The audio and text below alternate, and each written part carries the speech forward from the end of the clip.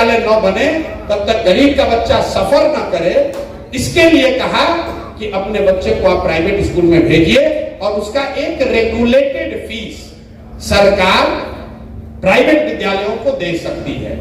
अंतिम बात इसमें समझिए कि जो सरकारी विद्यालय में बच्चा पढ़ता है वो फ्री में नहीं पढ़ता है। ये आपका भ्रम है कि वो फ्री में पढ़ रहा है। उसको सरकारी विद्यालय को चलाने में सरकार 60,000 करोड़ रुपया खर्च कर रही है। वो पैसा मुफ्त में नहीं है। सरकारी विद्यालय में शिक्षक को 50,000 रुपया मिल रहा है, प्राइवेट में 8,000 10,000 में लोग काम कर रहे हैं। तो अगर सरकार 10, 20, 25, 30% गरीब बच्चों को प्राइवेट में फीस भरने लगे तो उससे बजट का पैसा कम होगा, बढ़ेगा नहीं। ये उल्टा गणित है। प्राइवेट में अगर बच्चा पढ़ने लगे तो सरकारी खर्चा कम होगा और जो पैसा बचेगा उससे नए विद्यालय, नए तरह की शिक्षा व्यवस्था बनाने का ये जन स्वराज की सोच है। दूसरी बात आपने कही पलायन को लेकर, पलायन रोजगार कैसे खत्म होगा। कुछ लोगों को लगता है कि भैया कृषि से यहाँ सुधार होगा, कुछ लोगों ने बताया कि इंडस्ट्रियलाइज्ड होना चाहिए। तो अगर आप पहले रोजगार को समझना चाहते हैं तो सबसे पहले समझिए कि रोजगार के सृजन के कितने अवसर हैं। पूरी जो इकोनॉमी है, अर्थव्यवस्था है, उसके 3 स्तंभ हैं। आप लोगों में कुछ लोग इकोनॉमिक्स को समझते होंगे। तो एक है एग्रीकल्चर, दूसरा है मैन्युफैक्चरिंग और तीसरा है सर्विस सेक्टर। खेती आप समझ रहे हैं, मैन्युफैक्चरिंग मतलब छोटा बड़ा सब उद्योग, और सर्विस सेक्टर मतलब जो डॉक्टर साहब कर रहे हैं, जो होटल में आप आके बैठे हैं, गाड़ी चल रही है, ये सब सर्विस सेक्टर है। तो पूरी इकोनॉमी को अगर आप समझिएगा तो कृषि और मैन्युफैक्चरिंग दोनों को मिलाकर इकोनॉमी 35% होता है। सिर्फ 35% ही अर्थव्यवस्था कृषि और इंडस्ट्री से रिलेटेड है, 65% सर्विस सेक्टर है। तो कई बार जब आपको लगता है कि सरकारी नौकरी से हमारा कल्याण होगा तो आंकड़ा याद रखिए, पिछले 78 साल में बिहार में कुल 23.25 लाख लोगों को सरकारी नौकरी मिली है। मतलब आज अगर आप चपरासी से लेकर मुख्य सचिव तक सबकी सूची बनाइएगा तो सिर्फ 23.25 लाख लोगों को ही बिहार में आज सरकारी नौकरी है। मतलब 2% से कम लोग। पूरे देश में सिर्फ 3% लोग सरकारी नौकरी करते हैं। इसका मतलब यह है कि किसी भी हालत में सरकारी नौकरी वो जरिया नहीं है जिससे कि पूरे समाज को रोजगार दिया जा सके। दूसरा, अगर इसमें आप प्राइवेट सेक्टर, फैक्ट्री, छोटी बड़ी जोड़ दीजिएगा तो भी 30% से ज्यादा लोगों को उससे नौकरी नहीं मिल सकती है। तो जिन देशों में लोगों को 100% रोजगार मिला, उन्होंने क्या किया? उन्होंने अपने समाज में लोगों को पढ़ाया और पढ़ाने के बाद उनके हाथ में पूंजी मुहैया कराया ताकि हर व्यक्ति कुछ न कुछ रोजी रोजगार कर सके। तो बिहार में पलायन, गरीबी का सबसे महत्वपूर्ण पहलू है पूंजी का न होना। लोगों के पास पूंजी नहीं है। क्यों नहीं है? वो इसलिए कि पूंजी के आधारभूत 2 स्रोत हैं। एक, जो पैसा आप कमाते हैं, कमाने के बाद खर्च के बाद जो बच गया वो आपकी पूंजी हुई। और दूसरा पूंजी का स्रोत है बैंक, जिसको आप बोरोड कैपिटल कहते हैं, पैसा कर्ज लेते हैं। मान लीजिए कि आप 1 लाख रुपया कमाए, 80,000 रुपया आपका खर्च हुआ, 20,000 रुपया आपका बचा, आपको गाड़ी खरीदनी है तो 20,000 रुपया आपका कैपिटल है और आप बैंक से 2 लाख रुपया लोन लेकर गाड़ी खरीदते हैं। तो बिहार में ये दोनों स्रोत बंद है। यहां पर प्रति व्यक्ति आय, बिहार में प्रति व्यक्ति आय करीब करीब है 34,000 रुपया सालाना। इसका मतलब है कि यहां पर 100 में 80% लोग दिन में 100 रुपया भी नहीं कमाते हैं। इसको ध्यान रखिए, बिहार में रहने वाला 100 में 80 आदमी दिन में 100 रुपया भी नहीं कमाता। कोई ज्ञानी आदमी खड़ा होकर कहेगा कि 300 रुपया तो मजदूरी है, 100 रुपया कैसे नहीं कमाएगा? इसलिए नहीं कमाएगा कि एक आदमी घर में मजदूरी करता है, पत्नी बाल बच्चा मिलाकर 5 आदमी है तो प्रति व्यक्ति 60 रुपया हुआ, और उसको भी अगर 15 दिन रोजगार मजदूरी मिली तो प्रति व्यक्ति 30 रुपया हुआ। कहने का मतलब यह है कि सरकारी आंकड़ा बता रहा है कि 100 में 80 लोग हर दिन 100 रुपया भी नहीं कमाते हैं। तो जो साइंस बताता है कि जब आपकी आमदनी इतनी कम हो तो 90% से ज्यादा पैसा आप सिर्फ सर्वाइवल के लिए खर्च करते हैं, मतलब पेट भरने के लिए और दवा दारू के लिए और बेसिक कपड़ा खरीदने के लिए। पूंजी का तो सवाल ही नहीं है। दूसरा पूंजी यहाँ इसलिए नहीं है कि यहाँ पर बैंक आपको कर्ज नहीं देते। ये आरबीआई एक आंकड़ा जारी करता है जो ये दिखाता है कि कितनी पूंजी की उपलब्धता है। इसको कहते हैं सीडी रेशियो। आप लोग प्रबुद्ध है तो उसको ध्यान से सीखिए, समझिए। बिहार में कोई इसकी चर्चा करेगा नहीं। आरबीआई एक आंकड़ा जारी करता है जिसको कहते हैं सीडी रेशियो, जो ये बताता है कि समाज में पूंजी कितना उपलब्ध है।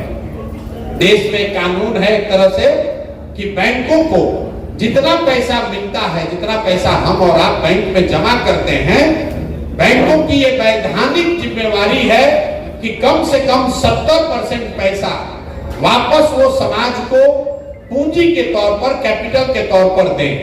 और ये आंकड़ा हर 15 दिन पर जारी होता है आरबीआई से। देश में आज सीडी रेशियो है 74%, 74%। मतलब पूरे देश के लोगों ने बैंकों में अगर 100 रुपया जमा किया तो 74 रुपया बैंकों ने वापस ऋण के तौर पर दिया, आपको घर बनाने के लिए, गाड़ी खरीदने के लिए, पढ़ाई के लिए, खेती के लिए, बिजनेस के लिए। बिहार में ये रेशियो कितना है? बिहार में 1990 से लेकर पिछले वर्ष तक सीडी रेशियो है 40%। मतलब यहाँ के लोग अगर 100 रुपया बैंक में जमा करते हैं तो 40 रुपया ही बैंक वापस देता है। इसका नतीजा क्या हुआ?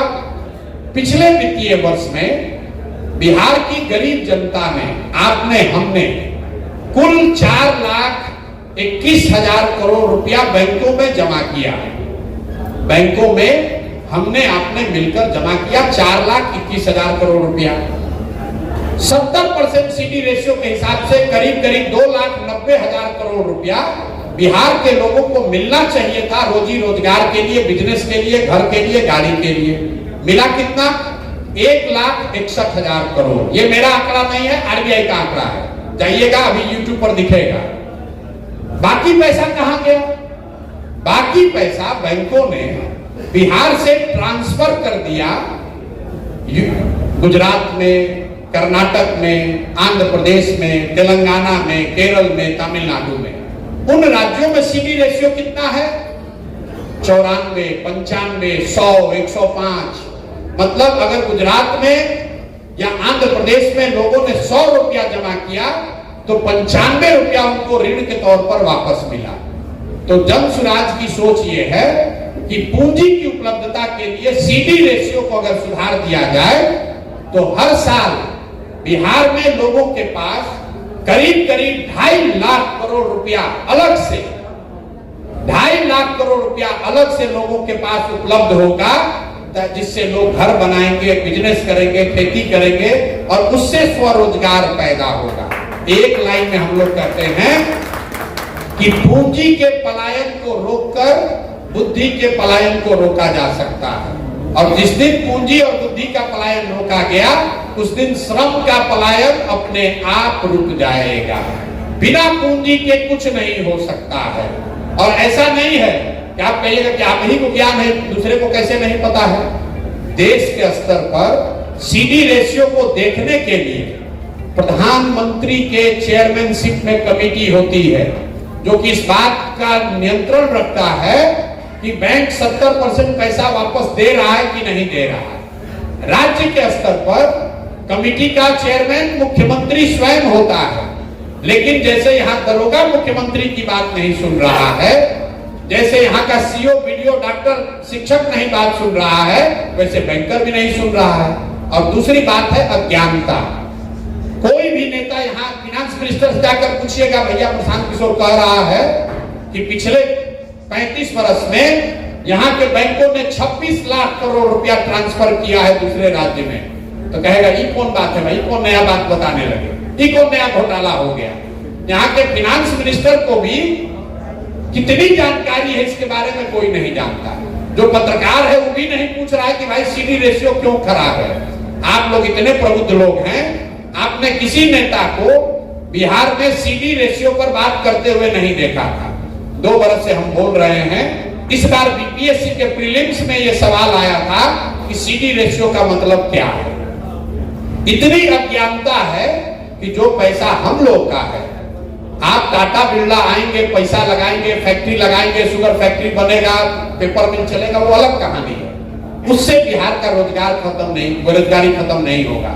बेरोजगारी खत्म तब होगा जब घर घर लोगों के पास पूंजी की उपलब्धता होगी। हर व्यक्ति कुछ न कुछ छोटा मोटा रोजी रोजगार कर पाएगा। तो पूंजी की उपलब्धता एक बड़ा तरीका है जिससे कि यहाँ का बेरोजगारी को खत्म किया जा सकता है। 2 और बात बेरोजगारी और पलायन के लिए हम लोग कह रहे हैं कि मनरेगा को कृषि से जोड़ा जाएगा। कुछ लोगों ने किसान संबंधित भी सवाल पूछे हैं। तो किसानी को सुधारने के लिए और कृषि आधारित मजदूरों का पलायन रोकने के लिए जन सुराज कह रहा है कि मनरेगा को कृषि से जोड़ दो। मतलब क्या हुआ कि जो भी किसान अपनी जमीन पर नगदी की खेती करना चाहता है, नगदी की फसल का, कैश क्रॉप का खेती करना चाहता है, उसको मनरेगा का मजदूर मुफ्त में दे दिया जाए। इसका क्या फायदा होगा? इसका फायदा ये होगा कि धान गेहूं की खेती करने के बजाय लोग नकदी फसलों की खेती करेंगे, जिससे कि प्रति एकड़ उनकी आय बढ़ सकती है। दूसरा इसका फायदा ये होगा कि बड़े पैमाने पर जो मजदूरों की अनुपलब्धता की वजह से बिहार में खेती छोड़ दिए हैं, वो लोग वापस खेती की ओर जाएंगे। तीसरा सबसे बड़ा फायदा ये है कि जो किसान, जो मजदूर पंजाब और हरियाणा के खेतों में जाकर काम कर रहे हैं, वो बिहार के खेतों में काम कर पाएंगे। और चौथा बड़ा फायदा ये होगा कि मनरेगा का जो पैसा हम लोग दिल्ली में सरेंडर कर रहे हैं, पिछले साल बिहार सरकार ने मनरेगा का सिर्फ 40% पैसा यूटिलाइज किया। 10,000 करोड़ रुपया दिल्ली से मिल सकता था, तो 4,000 करोड़ रुपया आया, क्योंकि उसको खपाने का कोई जगह ही नहीं है। तो वो पूरा पैसा यहाँ इस्तेमाल होगा, मनरेगा की चोरी रुकेगी और कृषि आधारित मजदूर पंजाब हरियाणा में जाकर खेती में काम करने के बजाय बिहार के खेतों में काम करेंगे और उससे खेती की प्रोडक्टिविटी को सुधारने में मौका मिलेगा। तीसरा और अंतिम बात, रोजगार के लिए Jan Suraaj interest subvention scheme की बात कर रहा है। हम लोग कहते हैं कि आपको 4% ब्याज पर लोन मिलेगा। इस बात को समझिए। योजना गरीबी हटाओ योजना नहीं चलाना है, क्योंकि पूरे दुनिया की स्टडी ये कहती है कि जब सरकारी योजना से आपको पैसा मिलता है, उससे आपकी तरक्की नहीं होती है। लेकिन अब जब आप कर्ज लेकर काम करते हैं तो अकाउंटेबिलिटी रहती है, आपकी तरक्की उसमें होती है। तो इसलिए हम लोग कह रहे हैं कि तीसरा लीवर ये है यहाँ बेरोजगारी खत्म करने का, कि सरकारी गारंटी पर महिलाओं को कम से कम 1 लाख रुपया ऋण के तौर पर दिया जाए बैंक से, जिसका 4% सालाना ब्याज महिलाएं या लोन लेने वाला दे और 6% ब्याज का राशि सरकार भरे। इससे क्या होगा? सिर्फ 6,000, मान लीजिए 1 लाख करोड़ रुपया का लोन लिया गया परिवार में बांटने के लिए, तो सरकार पर खर्चा सिर्फ आएगा 6,000 करोड़ रुपया, जो उस ऋण का ब्याज होगा। तो 6,000 करोड़ रुपया अगर बजट में खर्च किया जाए तो 1 लाख करोड़ रुपया से का इस्तेमाल लोगों के हाथ में आ जाएगा। तो ये 3 बातें हम लोग कह रहे हैं। सीडी रेशियो सुधार कर कम से कम 2 से 2.5 लाख करोड़ रुपया एक्स्ट्रा इन्वेस्ट कराया जाए। दूसरा, मनरेगा को खेती से जोड़ा जाए। और तीसरा, हर वो परिवार जो छोटा मोटा रोजी रोजगार करना चाहता है, उसको 4% सालाना ब्याज पर कर्ज मुहैया कराया जाए, ताकि हर युवा, हर लड़का, हर महिला कुछ न कुछ रोजी रोजगार कर सके। तो शिक्षा और रोजगार को लेकर ये जन सुराज की सोच है। और दुनिया में जितने भी लोगों को मैं जानता हूं जो डेवलपमेंटल इकोनॉमिस्ट हैं, जो इन विषयों को समझते हैं, उनमें से कई लोग जो बिहार के हैं, आप जानते हैं रघुराम राजन बहुत बड़े इकोनॉमिस्ट हैं। आपको नहीं मालूम है कि उनसे भी बड़े इकोनॉमिस्ट का नाम प्राची मिश्रा है, जो बिहार की लड़की है, उनसे ज्यादा बड़ी इकोनॉमिस्ट है। ऐसे बहुत सारे लोगों को इकट्ठा करके, बात करके, चर्चा करके ये योजनाएं बनाई गई हैं और हर आदमी का मानना है कि ये निश्चित तौर पर बिहार में इस चीज को सुधारा जा सकता है। लेकिन ये सब तब होगा जब बिहार की जनता जगेगी, जब कर उसके लिए वोट करेगी। वरना सब बात होने के बाद जाकर कहेगा मोदी जी का भाषण सुना कि अयोध्या में रामलला का मंदिर बन गया है, अब जाके वोट दबा देगा, तो फिर वही भोगेगा। हम लोग का अपना काम। और अंतिम बात समझिए, प्रयास आप करें या हम करें, प्रयास आज हो या 10 वर्ष के बाद हो, करना तो किसी न किसी बिहार के व्यक्ति को ही पड़ेगा। कोई तमिलनाडु का आदमी आकर समस्तीपुर और मुजफ्फरपुर नहीं सुधारेगा, प्रयास किसी न किसी बिहार के आदमी को करना पड़ेगा। इसलिए हम ये प्रयास कर रहे हैं। मुझे ऐसा लगता है कि इस मिट्टी का कर्ज है, इसको वापस करना है। हमारे अपने दादा मजदूर थे, बैलगाड़ी चलाते थे, उनके 7-8 बच्चे थे, इतना भी पैसा नहीं था कि सबको पढ़ाया जाए। सब ने आपस में तय करके एक हमारे पिताजी को चुना कि सब लोग मजदूरी करेगा, घर का एक लड़का पढ़ेगा। तो हमारे पिताजी पढ़ लिख कर डॉक्टर बने। हमारे माँ बाप ने हमको पढ़ाया है, सरस्वती की कृपा है, तब यहाँ पर पहुंचे हैं। शिक्षा ही वो जरिया है जिससे बिहार के बच्चों का भविष्य बदला जा सकता है। फैक्ट्री लगाने से नहीं होगा। जब तक हम लोग अपने बच्चों को पढ़ाएंगे नहीं, तब तक बिहार का समुचित विकास नहीं हो सकता है। और लालू नीतीश का सबसे बड़ा गुनाह ये है कि इन्होंने पूरे बिहार से शिक्षा के प्रति चेतना को खत्म कर दिया है। लोग शिक्षित ही नहीं होना चाहते। आदमी सोचता है कि पढ़ लिख कर भी क्या होगा, नौकरी नहीं मिलेगा। जब तक हम लोग शिक्षा के लिए नहीं जागृत होंगे, तब तक सुधार नहीं होगा। और आपसे एक अंतिम, मैं बार बार कह रहा हूं अंतिम बात है, ये अंतिम बात है।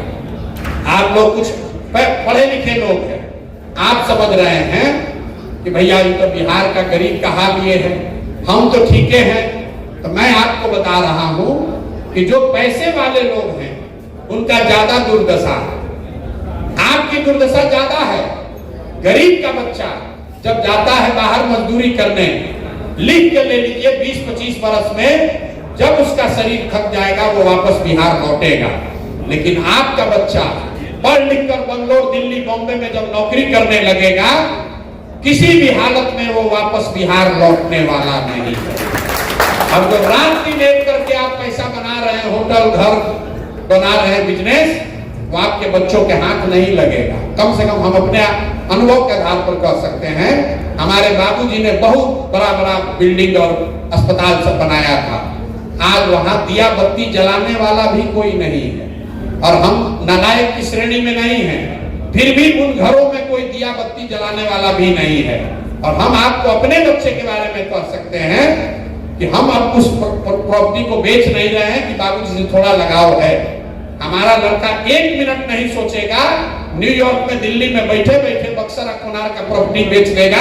उसको क्या मालूम है कि प्रॉपर्टी कहां से आया है, 10-20 करोड़ रुपया मिल रहा है, तुरंत लेगा, बेच देगा। तो जो लोग प्रबुद्ध हैं, पैसे वाले हैं, भगवान ने आपको कुछ दिया है तो भगवान के नाम पर कुछ समाज के लिए कीजिए, नहीं तो जब ये जहाज डूबेगा तो उसमें बैठा हुआ हर आदमी डूबेगा। भगवान न करे बुढ़ापे में बीमार पड़ जाइएगा तो आपका बुढ़ापा भी आपके घर में नहीं बीतेगा। आपका लड़का अगर लायक होगा तो बंगलोर में, दिल्ली में, अमेरिका में ले जाएगा, वहीं फ्लैट में आपका जीवन बीतेगा, ये देख नहीं पाइएगा। इसलिए बिहार को सुधारिए, सुधारने में कंधा लगाइए। इसमें आपका इंटरेस्ट भी उतना ही है जितना गरीब का है, जितना नेताओं का है। तो इसी के साथ मैं अपनी बात खत्म करूंगा। प्रयास, अंधेरा कितना भी ज्यादा हो, सिर्फ ये कहते रहने से कि अंधेरा बहुत है, अंधेरा बहुत है, उससे प्रकाश नहीं होगा। किसी न किसी को दिया जलाना पड़ेगा। तमिलनाडु को तमिलनाडु के लोगों ने सुधारा है, पंजाब को पंजाब के लोगों ने बनाया है, बिहार को भी बिहार के लोगों को बनाना पड़ेगा, आपको हमको बनाना पड़ेगा। इन्हीं शब्दों के साथ आप सब आए हैं। बहुत बहुत